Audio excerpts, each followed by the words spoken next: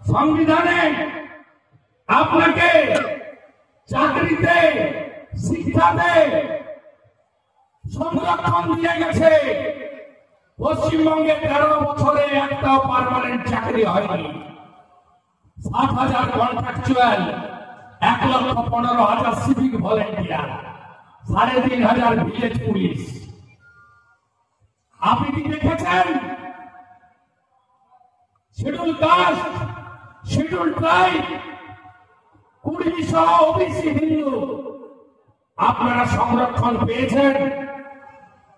Contractual, casual, part timer, এই চাকরিতে একটা সংরক্ষণ এই সরকার দেয়নি। আপনার অধিকার বাবা সাহেব আম্বেদকর দিয়ে গেছেন আর মমতা ব্যানার্জি ছিনিয়ে নিয়েছেন। 500,000-এর ভাতা আর মোদীজির দেওয়া চালটাকে নিজের নামে চালানো, এর বাইরে কিচ্ছু আপনাদের হয়নি, ভবিষ্যতেও হবে না, এই রাজ্যে কিচ্ছু হবে না। তাই জনগণ তৈরি হন, অধিকারের লড়াই।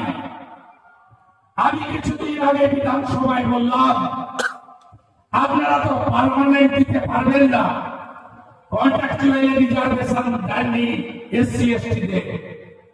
6,600 পঞ্চায়েত রিক্রুটমেন্ট হবে, রিজার্ভেশন দেয়নি।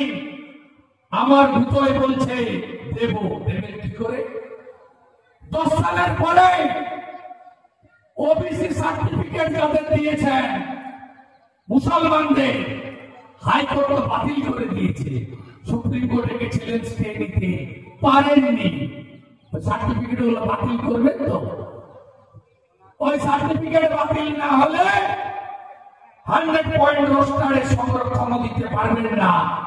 আর এই দেখতে দেখতে আপনার যাওয়ার সময় হয়ে যাবে 26 সাল, আপনি একটাও চাকরি দিতে পারবেন না।